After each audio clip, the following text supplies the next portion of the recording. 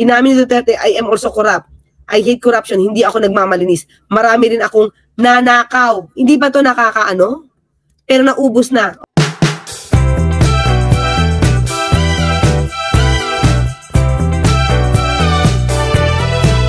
Hindi ba to nakakadiri? Hindi ba to nakakasuka? Oh, Duterte admits using marijuana to keep him awake. Oh, 2018. So, sino ang nagdodroga?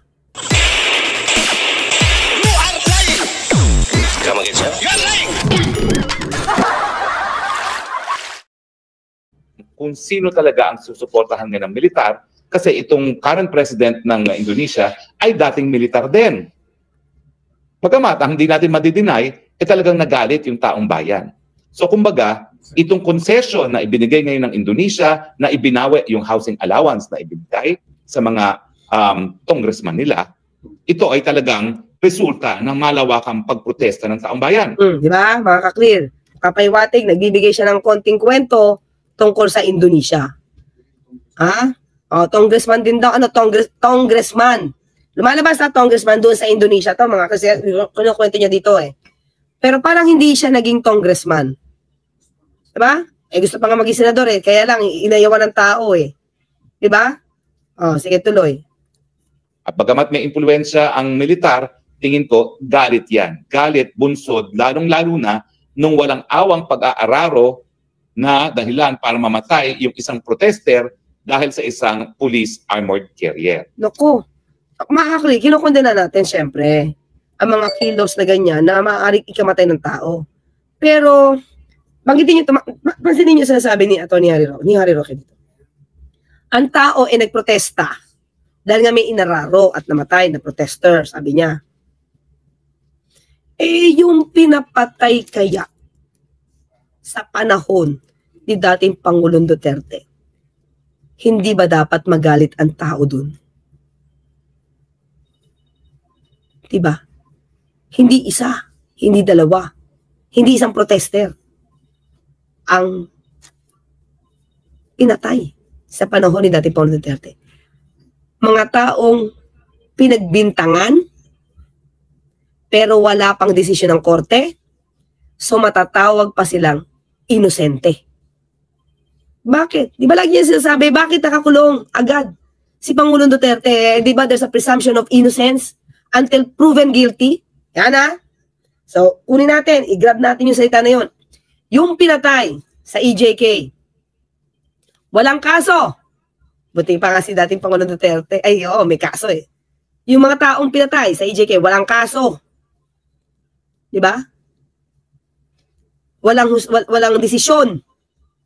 Wala man lang prima facie evidence or certainty of conviction na sinabi ang piskal.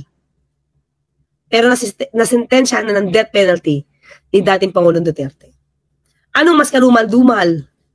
So siya ngayon, binabanggit niya yung may nangyari doon. Okay, mali talaga yun. Walang dapat dumanak. Pero parang pinapalabas niya, naggalit ang tao kasi inararo yung pinatay. Mali naman talaga yun. Pero, hindi ka ba na-alarma? Hindi ba na-alarma ang taong bayan? Hindi ba na-alarma si Harry Roque? Na panahon niya pa man din, spokesperson siya, inaamin ng kanyang bossing na nagpapapatay siya. Di ba dapat doon dapat ang kilos protesta noon pa? Di ba? Noon pa, nung panahon ni dating Pangulong Duterte. Hindi ngayon, dahil sa panahon ngayon, ayaw ng EJK. So nagkaroon siya ng emotional factor na nag-galvanize ng mas matindi pang suporta dito sa mga malawakang protesta laban sa gobyerno ng Indonesia. So, ano ang ating conclusion? Ang conclusion is, bagamat ang people power ay kinikilala sa saligang batas bilang ang legal dahil ito ay nanggagaling sa soberenyang mamamayan, ang katunayan sa kasaysayan ng Pilipinas at mga karatig bansa, talaga namang may papel ang militar. Hindi ko alam ngayon kung anong paniniwala ng militar sa Pilipinas, ating mga kasundaluhan. Kung yung nakikita nila mga flood control projects at yung mga katotohanan na lumulutan tayo sa tubig baha, gayong 2 trilyones lang na gastos at karamihan dyan ay inutang na babayaran ng lahat ng mga Pilipino. Yun na. Ito na naman tayo. Ito yung sasabi natin mga klirka. Kanina lang, kasasabi ni Representative Terry Ridon, kanino galing ang insertion? Hindi kay Pangulong Marcos. Hindi sa NEP, hindi sa GAB, kundi through BICAM. Mula sa mga mambabatas, miyembro ng BICAM. So wag mong baguhin ang kwento. Tandaan natin, panahon, dating Pangulong Duterte, 51 billion ang nabigay kay Pulong. At yan ay naging parte ng utang na binabayaran ngayon. Diba? Yung 2-point-something billion na confidential funds ni VP Sara, nung mayor pa siya, kasama yon sa inutang. Diba? At yung ghost projects na inamin ni dating Pangulong Duterte sa panahon niya na rampant sa DPWH, mga kaklir. Hindi ba dapat mag-alboruto doon dahil ang laki ng pondong inilaan sa build? Ano ba? Anong gusto mong palabasin? Ngayon, na nagpapaimbestiga ang Pangulo? Dapat ang tao sa kanya pa magalit? O, tingnan natin, ha? Okay, let's see.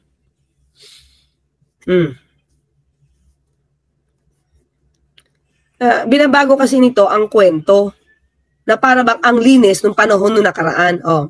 November 5, 2020, President Duterte stated that ghost projects were rampant within the Department of Public Works and Highways, characterizing them as a form of corruption. 2020, niresolba nyo ba? Nandyan ka pa, Harry Roque, sa panahon ni Duterte. Niresolba nyo? Tapos ngayon, ang lakas ng loob mo na magtawag ng people power. Ginagawa nga ng Pangulong Marcos Jr. ang karapat-dapat na aksyon para lahat ng mga to na namayagpag nung panahon ng 2016 pa, katulad ng St. Gerard, dapat makalos, tapusin ang pamamayagpag na hindi nyo ginawa noon. Diba?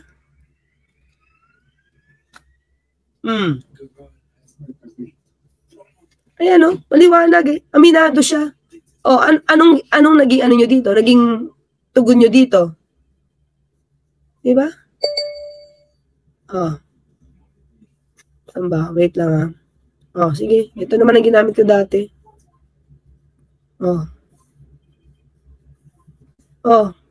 Diba? Tignan natin. Panoorin natin.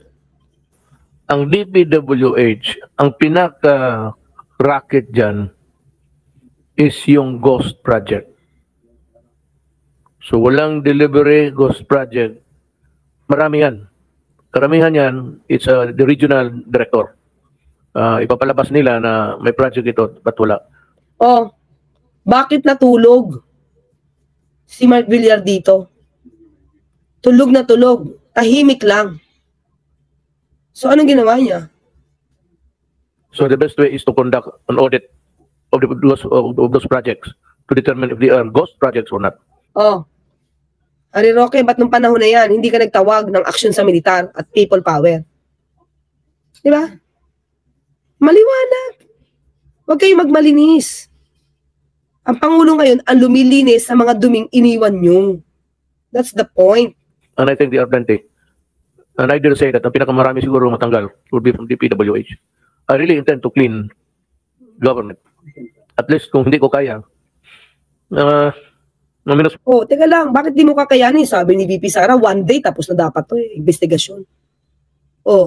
Pinapaimbestigan niya kay Pangulong Marcos Jr. dapat 1 araw lang. Pero si dating Pangulong Duterte, hirap. Hindi nga nasuspend si Mark Villar. Pinusan ang kurakot sa gobyerno. Yan na lang ang konsuelo ng tao na mahuli at ngayon, ghost projects mga kaklear. Tingin nyo, sa 13,917 na flood control projects, ilan kaya ang ghost doon? Ilan ang substandard doon? Kasi bumabaha pa rin tayo. Diba? Sige, tuloy tayo sa Roque. Bulag kasi to eh. Bulag to sa katotohanan kung kailan nag-start ba ang korupsyon? Sabi naman ni Vice Presidente, na way back meron ng korupsyon. Pero sino sumusolve ngayon? Sino nagtatry na isolve ito at ibunyag ito sa tao? Nang ganito kalawak ha? Hindi puro salita lang ha? Hindi puro pangako lang na kamukha na nangyari nung nakaraang administrasyon ha? Dito may aksyon ha? At mga isisilang pang Pilipino, hindi ko alam kung ito talaga ay nakakagalit na sa kanila. Yun no, mas nakakagalit yan mga ka-clear. Mas nakakagalit yung ginawa ni dating Pangulong Duterte. Inamin niya. Ang dami niyang inamin. Inamin niya pa na magnanakaw siya, korap siya. Tandaan niyo yon? Natatandaan niyo yon, di ba? Binigay ko na sa inyo dati yan. Sige, pakita ko. Ito nakakagalit. Ba't hindi ka nagtawag noon? Ay, yung picture niya, 2017, Ano yan, OCCRP's Person of the Year Award points out that and recognizes the people, may award si dating Pangulong Duterte, particularly most politicians who did the most to wreak havoc around the world through organized crime and corruption schemes. Diba? Organized crime ang ginawa daw ni dating Pangulong Duterte at yung kanyang korupsyon. Kailan siya naging awardee? 2017. Ipagmalaki mo yan, Harry Roque. May award ang Tatay Digong mo ng korupsyon. Diba?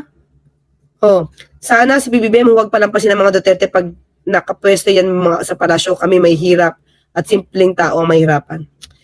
Huwag niyong iboto. Diba kung alam natin mahihirapan, huwag nating iboto yung hindi tamang leader. Ito ba hindi nakakagalit? Ito pinakita ko naman sa inyo. Inamin ni Duterte, I am also corrupt.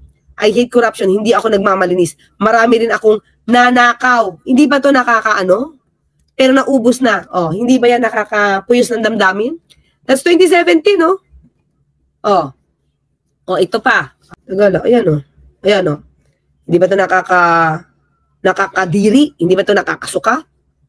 Duterte admits using marijuana to keep him awake. 2018. So, sino ang nagdodroga? Sino nagdodroga? Yung ginagawa ng tatay nila, pinapahid nila kay Pangulong Marcos Jr.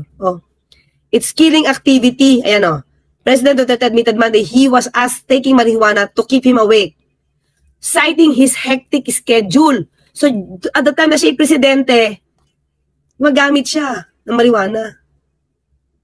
So, di ba may lumabas na issue na ito si Kitty? Ako, wala akong alam dyan. Pero, wala akong personal knowledge yan, mga klient. Na di umano'y gumagamit ng marijuana. Anong tawag doon? Wake and bake. So, kung ang tatay niya ay umamin nagmamarijuana, so malamang, baka iniisip niya, okay lang magmarijuana kasi tatay niya nagmamarijuana eh. Ito, issue lang hindi ko sasabing totoong gumagamit si Kitty. Na-news lang yun. O di i-deny niya, mga klient, kasi ako wala akong personal knowledge. Pero di ba, nasabihan siya na wake and bake? So, sino nagsusupply kay Kitty? Kung, may kung to si dating Pangulong Duterte ba? Dahil nagmamariwan si dating Pangulong Duterte.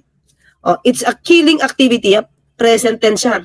And I think, at my age, present tense siya. Ako, hindi masyado kasi nagmamariwana ako para magising. Sa iba, hindi na kaya. Di ba? Sino ang ngagba? Maliwanag naman kung sino ang tunay ng ngagba. Ito, may ebidensya. Di ba yan nakakapuyos ng galit? Presidente mo nagmamariwana, nagdodroga, nagsisinghot. Ang dating Pangulo Duterte, di ba? Dating mong Pangulo. Sino? Sino hindi magagalit doon? Umamin. Umamin si dating Pangulo Duterte na gumagamit ng marijuana at at time na siya ay presidente.